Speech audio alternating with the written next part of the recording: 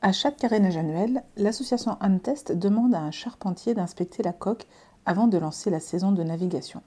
Cette année, il a décelé un point de pourriture qu'il a pu sécuriser temporairement, ce qui a permis à l'équipage de déplacer le bateau sur la cale du Moulin Blanc. Le chantier du GIP est ensuite intervenu pour faire les réparations nécessaires. Sur le bordé du milieu des trois qu'on change, il y avait vraiment sur le champ à peu près au milieu, pardon, il y avait une zone pourrite et complètement creusée qui avait été bourrée au calfa pour que ça tienne avec une contreplaque en extérieur. À partir de là, on avait comme objectif initial de enlever le bordé du milieu des trois qui sont devant nous. C'était lui qui était le plus atteint avec la contreplaque. Et il s'avère quand on a démonté juste celui-là que ça avait communiqué avec celui du dessus et du dessous. Et du coup c'est là où les trois bordés ont été changés. Il y a une histoire il y a une règle de 3 avec les écarts, ce qui fait qu'il y a des réparations de petits bouts qui peuvent être faits. Et en même temps des fois tu es obligé de changer toute une longueur parce que tout le bordage apporte un côté structurel au bateau. Et un peu comme les parpaings, on les croise. Ce qui fait que chaque écart qui correspond à deux bordées, on les décale, histoire que le bateau travaille sur toute sa coque et qu'il n'y ait pas de point de fragilité avec, par exemple, tous les écarts alignés au même endroit. Il y a un décalage, on voit un espèce d'escalier qui se dessine un peu, tac, tac, tac. Du coup, c'est pour cette raison que on ne peut pas juste couper non plus 50 cm du pourri et remplacer juste ce morceau-là, c'est que tout le bordage amène, ça ferme la coque, ça amène une certaine rigidité. Et du coup, les écarts doivent être réfléchis. Où est-ce qu'il s'arrête et par rapport à son voisin du dessus, son voisin derrière, d'avant. Enfin, tout autour de lui, on regarde un peu ce qu'il y a, histoire de réfléchir à où est-ce que ça va tomber. Celui du milieu, il a été un peu modifié, vu que le bordé était pourri au-delà de l'écart, ce qui fait qu'on l'a reculé un peu, sans que ça pose problème avec les écarts d'au-dessus et d'en dessous. Ça a commencé avec le démontage, vu que le bordé était pourri. Voilà, c'était assez brut. C'était pied de biche et scie circulaire, histoire de pouvoir l'extraire, parce que toute cette coque, elle est un peu fermée. Du coup, il faut créer des ouvertures et après l'arracher un peu en quelque sorte. Enlever les carvels de fixation qui étaient dessus, remettre les membrures un peu au propre en grattant, en mettant tout ça au clair, histoire d'avoir une belle surface pour après. Et lisser les anciens champs qui avaient forcément un peu des défauts avec tout le calfa, etc. Du coup, on remet un petit coup de rabot sur les champs des bordés existants, histoire de repartir sur un truc propre qui file, quoi. On cherche toujours un peu une ligne qui file.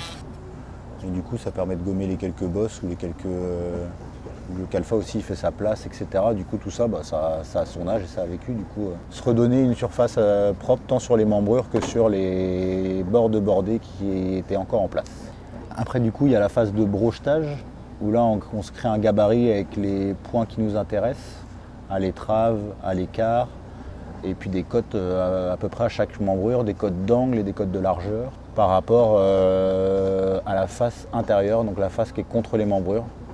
Ce qui nous permet à partir de cette base de l'arrière et nos angles de sortir la planche avec les bons degrés qui vont bien à chaque endroit, et tout ça c'est évolutif. C'est tout un tracé qui se passe à la latte, on reporte tous nos points, on fait courir une latte histoire d'avoir la belle courbe. Et après c'est passer à la raboteuse pour mettre les surfaces dessus-dessous, intérieur-extérieur quand on voit le bateau comme ça, plane. Et les champs sont taillés au rabot. Les angles on les prend un peu en degrés, et du coup voilà, on sait que notre face intérieure elle doit faire tant de large, et après on vient lui donner cet angle comme ça au rabot électrique. Et après un coup de rabot à main pour mettre la surface propre. Du coup avec les points du brochetage, ça nous permet de tracer une ligne à la latte, on découpe le bordé à la scie circulaire et après on ajuste les champs comme on l'expliquait avant, quoi. On fait la coupe du bout en fonction de notre brochetage, tous les angles sur toute la longueur du bordé. Souvent on se garde un peu de gras à l'arrière pour l'ajuster en place, histoire de bien que le brochetage soit précis, mais ça enlève des surprises, quoi. Du coup la coupe une fois que le bordé est amené, parce qu'on doit quand même le ployer en place. Là, ils ne sont pas étuvés, il n'y a pas assez de courbe à cet endroit-là pour avoir besoin d'un étuvage. On l'a envoyé, le bois brut entre guillemets, enfin naturel quoi, pas étuvé, c'est trempé à vapeur d'eau quoi. Ce qui fait que ça détend les fibres et ça permet de cintrer. Et il garde un peu cette mémoire de forme. Mais là du coup il n'y a pas trop de courbe, du coup on a réussi à l'envoyer à la main et au marteau. Pour venir mettre le bordé à sa place, on utilise des cornières métalliques. Ça fait qu'il y a un tire-fond qui est mis pour pouvoir le mettre en place, quoi, le maintenir, le bloquer, et qu'il vienne plaquer réellement contre le champ du haut. Du coup, la pinoche, ça vient combler le trou de fixation qui était nécessaire à la pose du bordé. En place, du coup, après, on l'installe, des serre-joints, des cales. On utilise un peu le marteau aussi parce qu'il y a un côté chlore, quoi. Si tu vois celui du haut, il est enfermé entre deux bordées. Du coup, lui, il faut qu'il soit précis et tu le rentres tu tapes dessus pour qu'il rentre. Il est pile à la cote, quoi. Il y a un côté assez précis là-dessus. C'est le dernier qui ferme un peu quand tu construis un bateau, le chlore, il vient fermer le bateau. Et là, du coup, on a un peu ce phénomène-là parce que le bordé du haut, il est un peu bloqué entre trois bordées sur son 1,50 m arrière. Et du coup, le bordé du milieu, il va avoir un peu ce côté chlore aussi. Et il va être rentré à la masse, histoire de venir se mettre pile poil à sa place, quoi. Donc là, t'as pas trop le droit à l'erreur. C'est une fois qu'il est rentré, qu'il commence à se coincer, tu le ressors pas. Une fois qu'il est en place serre-jointé, là, le bordé est fixé aux membrures avec des carvelles. C'est des clous carrés, on va dire. Ça répartit dans la membrure et dans le bordé, là où on met les fixations. Il y a un soin porté à ça, histoire de garder la planche et les fibres du bois le plus costaud possible. Après ça, l'étanchéité entre chaque bordé, du coup, joint de calfa, sûrement 3 passes. Là, ça avait l'air d'être du bitor. Il y a plusieurs façons de calfater. Il y a du coton, il y a de l'étoupe, il y a du bitor. Ça reste toujours de la fibre textile, on va dire, torsadée ou non, et du coup on vient l'enfoncer avec des fers à calfa entre chaque bordée. Et une fois que plusieurs passes de calfa sont faites, avec des croisements un peu spécifiques dans les écarts, histoire de, pareil, pas avoir des points d'eau, quoi, histoire d'avoir une bonne étanchéité globale.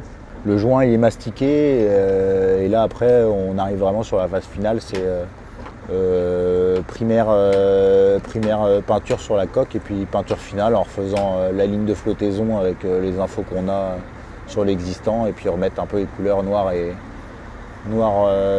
sur la partie hors d'eau et anti-fouling sur la partie sous flottaison.